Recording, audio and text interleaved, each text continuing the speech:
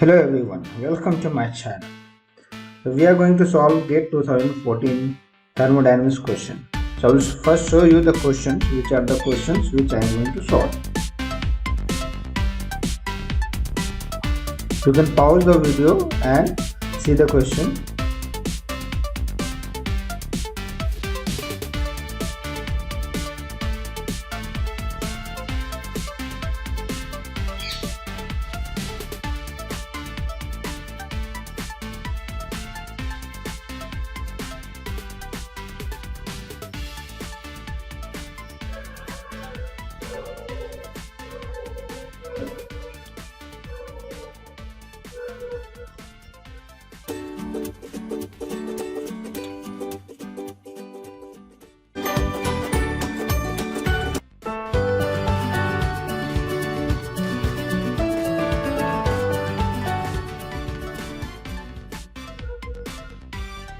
Okay, so first question is, which one of the following laws relating shear stress with strain rate represents Newtonian behavior of a fluid?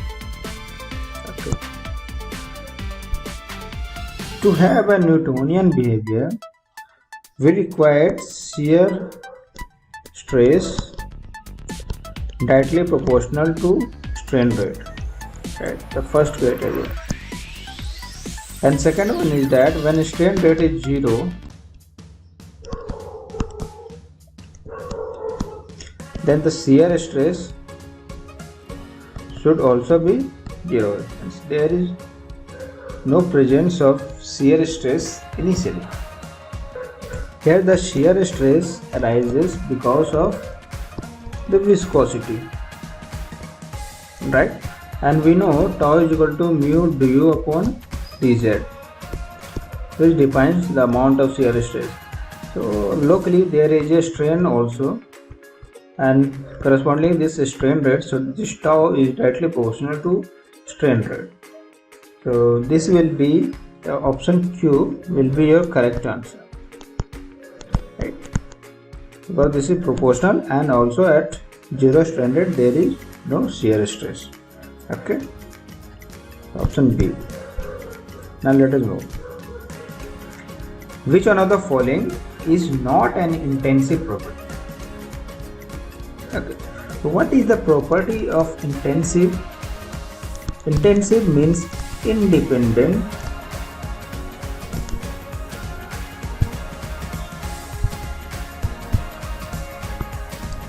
of mass.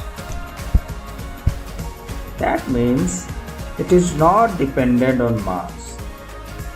Okay, so we know temperature is not dependent on mass, pressure is also not dependent on mass, volume is dependent on mass, refractive index is also not dependent on the mass.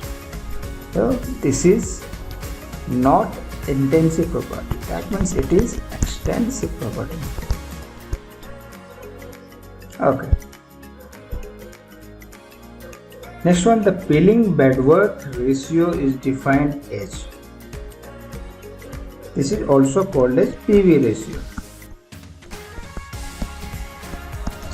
So PV ratio is defined as simple the volume of oxide divided by the volume of metal,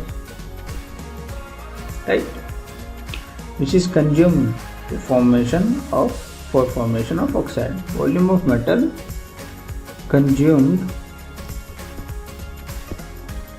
for oxide formation.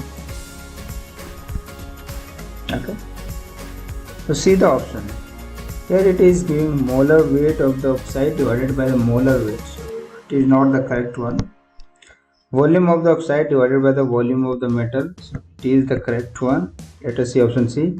The density of the oxide divided by the density of the metal consumed in the oxide. No, it is not a division of density. The molar Gibbs energy of the oxide divided by the Gibbs energy of the metal. No, this is also not the correct answer. Okay, so option B is your correct one. Now let us move to 2 marks. Here The activity coefficient of Q in a liquid QR alloy is represented by the following equation at a given temperature. At a ln gamma Q is equal to 0.6 XR square minus 0.2 XR Q. What is the activity of Q of an alloy of composition XR is equal to 0.6 at the same temperature? Okay, so here it is asking to find the activity. We know activity is equal to gamma into mole fraction, right? So this is activity, gamma is activity coefficient and X is your mole fraction. Okay. For the activity coefficient, there is a relation which is given here. ln gamma Q is equal to 0.6 XR square minus 0.2 XR cube. Okay. So we need to find activity for XR is equal to 0.6. So let us put XR is equal to 0.6.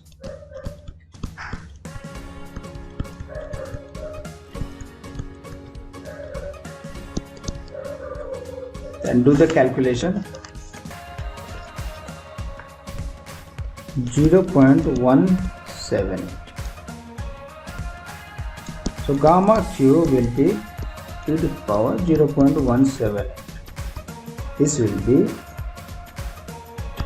that will be equal to 1.194. Okay. The activity of Q will be activity coefficient of Q into mole fraction of Q. Activity coefficient we know 1.194 and XQ will be how much? 1 minus XR, right? So 1.194 into 0.4. So if you do this calculation, 0.4 I will multiply here, 1.194 into 0.4.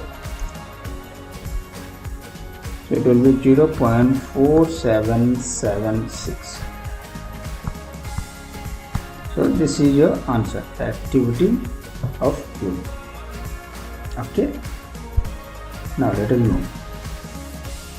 2 copper nickel alloys, one with 47 weight percent nickel and the other with 53 weight percent, are kept in separate crucible and are allowed to equilibrate at the same temperature T1 between the liquidus and the solidus. The two alloys have the same weight fraction of the liquid, but the liquid compositions are different. The same composition of the liquid, but the weight fraction of the liquid are different. The same weight fraction of the liquid and the solid, different compositions and weight fraction of the liquid. You can see here down.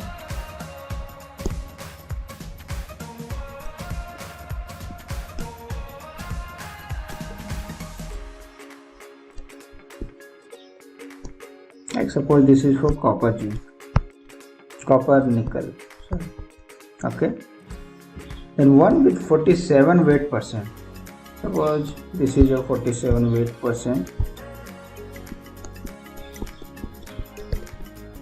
and other with 53 weight percent. 53 one here. Are kept in a separate crucible and are allowed to equilibrate at the same temperature T1. And I am marking this temperature as T1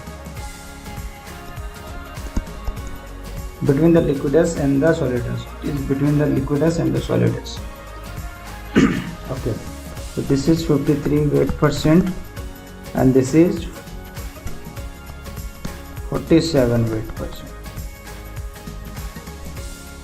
So A, B, C and D. Okay, so what happens when these two alloys are trying to equilibrate? Then you can see here they will have different weight fraction of the liquid and the solid, right? because at the top here is the liquid and here is liquid plus solid and here it is solid. You can see here, because this will be the tie line, so when it has the point C, then the weight fraction difference will be different, right? But both, like the whatever the liquid it has got for the alloy C, and in the case of B, then both have the same composition, right? So that means the same composition of the liquid, but the weight fraction of the liquid are different, right? Because it will have the same composition will correspond to point A, and if you try to find the liquid fraction for alloy 1, that is for B, then it will be BD by AD, right? And percentage liquid 2, that is for C, if you find, then it will be CD upon AD, right? And BD and CD are different, so that's why the weight fractions of the liquid will be different, but the composition will be same because they all correspond to the composition A. Fine. So here the correct answer will be option B. Now let us move. Match the types of corrosion in group 1 with their examples in group 2. The first, in the group 1, you can see galvanic corrosion, fully formed corrosion, stress corrosion cracking, and crevice corrosion. Okay, then the group 2, season cracking in brass, nut bolt assembly with gasket, brass fittings joined with tin lead, solder, painted food cans. So we will start with group 2, season cracking in brass. Right. It is seen that in the case of due to change in the season, so there is a crack, and that crack is basically because of this stress corrosion cracking. The nut bolt assembly with gasket. Okay, nut bolt assembly with gasket. So there is assembly of nut and bolt, right, with gasket. So what happens when there is a assembly? So there is a chances that there will be some kind of crevice, and that crevice, when it gets exposed to environment, corrosive environment, then happens to be a crevice corrosion, right? Like you have seen nut and bolt. Suppose it is the nut and bolt, and the fixture has been, so it starts from this end. Some amount of gap is there, so what happens? Air, water get entrapped over there, and brass fittings joined with lead tin solder, right? So in the case of brass fitting joined with lead tin, so there are two different alloys which are coming together. So whenever they are two different, so both will have different electrode potential, so it will be form of galvanic corrosion. Painted food can. In the food can, basically this filiform corrosion takes place. Okay. Now accordingly you can match the correct option. What is the theoretical requirement of air in meter cube at STP for the complete combustion of 100 meter cube STP of a fuel consisting of pure CH4? Assume that air contains 21 volume percent of oxygen. So we need to burn this CH4. We will burn using oxygen, right? So it should give CO2 plus H2, because complete burning is there. In the complete burning it forms CO2. So now try to balance this equation.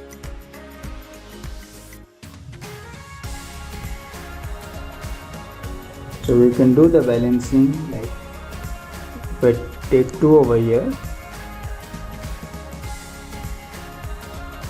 then oxygen will be 4, So we can mark 2 over here.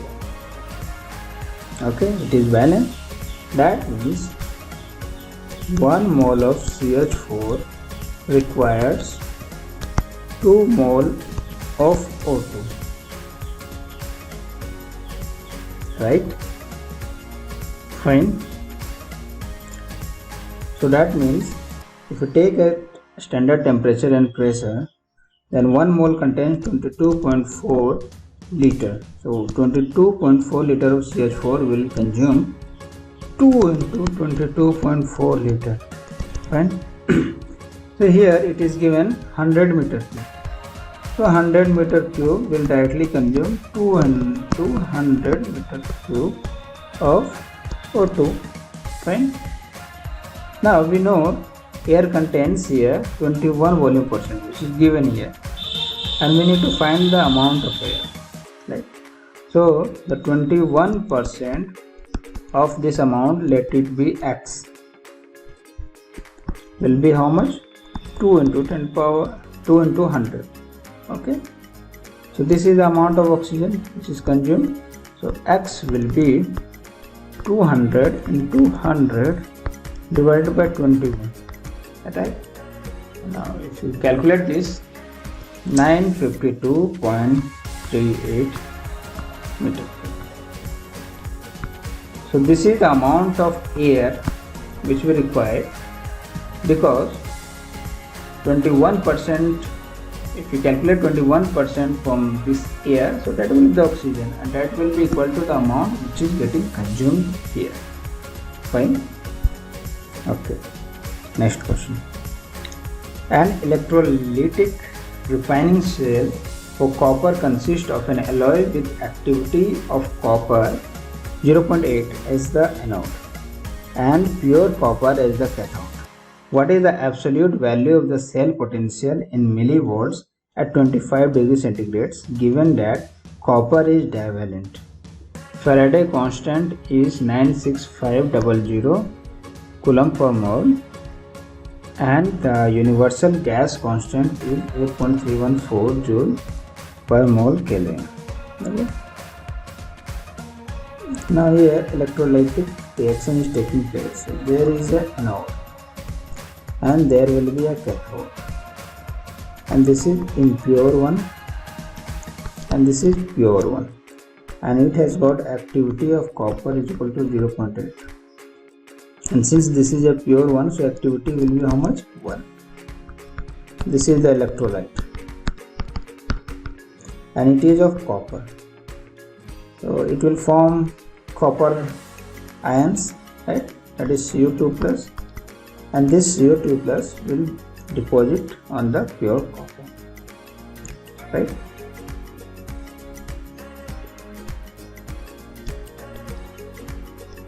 And there will be electric supply over it, right? Okay. So the reaction will be Cu2 plus 2 electron is giving you copper, right? So here it is asking what is the absolute value of the cell potential. We know E is equal to E naught cell minus 2.303 RT by NF ln pure 1 activity of copper in pure 1, right? So here E is 0 because it is at a cubium, so this implies E naught cell is equal to minus, we can convert this, we can take this as K, right? So NFE, and this is also equal, this is equal to how much? This is equal to delta G, right? Fine. So N is here 2, right? F is 96500. E naught cell we have to calculate. So minus 2.303. R here it is given 8.314. T is here 25 degrees centigrade.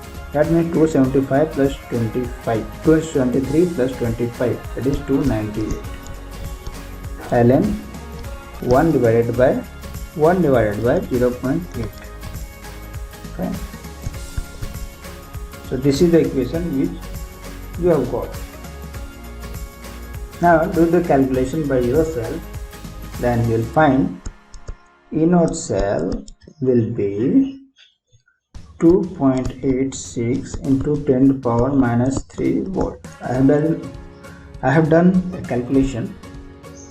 It will be, in terms of millivolt, it will be 2.86 millivolt.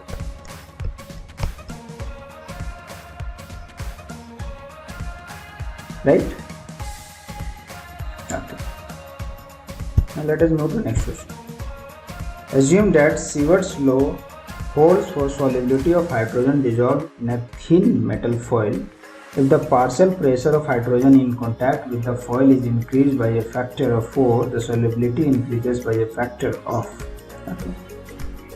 So guys, H2 is forming 2H, right? And it is great. Constant for this, K is equal to hydrogen composition square by partial pressure of H2. This implies will be K partial pressure of H2. So this can be written as H equal to K PH2 half. Right? Here it is asking the solubility increases by a factor of first, that is B open 1 H1 for pH2, some value of pH2, right? The next case it has got the partial pressure is increased by a factor of 4 times pH2 half, so that will be equal to 2 K pH2 half, right? So you can see here, so this can be written as H2 is equal to 2 times of H1, so it has increased by a factor of 2 times. Okay, fine. Two phases alpha and beta are in thermodynamic equilibrium if X and Y are the only components represented in the phases alpha and beta, and mu Ij represents the chemical potential of component I in phase J, then the condition for equilibrium. Okay, so for condition of equilibrium, you just need to remember that the chemical potential of a component, suppose it is I, so the chemical potential of a component will be same in both phases, right? So you try to check in the option. Here chemical potential of X is equal to chemical potential of Y in beta phase, right? So this is not the correct one. Chemical potential of beta phase in X, this is also not right, because it is not written like this. Chemical potential of X is equal to chemical potential of X in beta phase, right? Here it is alpha phase and here it is beta phase, so both are equal. Yes, this is right. Chemical potential of Y in alpha is equal to chemical potential of Y in beta. Yes, this is right. So this is the right option. Chemical potential of X equal to chemical potential of Y in, no, this is not the correct answer. For this you can also understand using this GX diagram. For this is component 1 and this is component 2. Then what happens, we draw a common tangent line.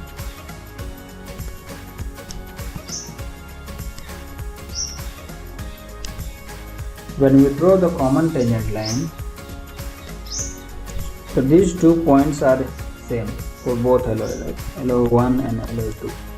So that's why the chemical potential will be same.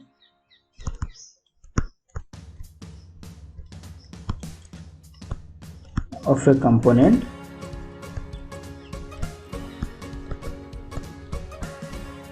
will be same. Okay. The specific heat Cp of pure iron expressed in joule per mole Kelvin as a function of temperature T is given as Cp is equal to 17.49 plus 24.77 into 10 power minus 3T. What is the change in the enthalpy of pure iron when it is heated from 25 degrees centigrade to 700 degrees centigrade? So we know for change in enthalpy it is nothing but Cp dt. Temperature here we are taking from 25 degrees centigrade to 700 degrees centigrade, right? And Cp here it is 17.49 plus 24.77 into 10 power minus 3T, right? And this T is in Kelvin, right? So we will have to convert 25 degrees centigrade into Kelvin. So it will be equal to 298 Kelvin, and 700 plus 273, that means 973 Kelvin. Okay, fine.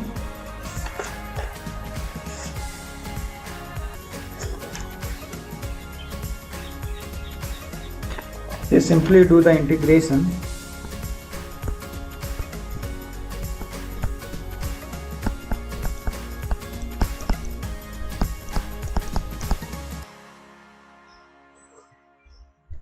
Into 10 power minus 3T dt. So please do it by yourself. I have done already. So it will be 22431.15 joule per mole.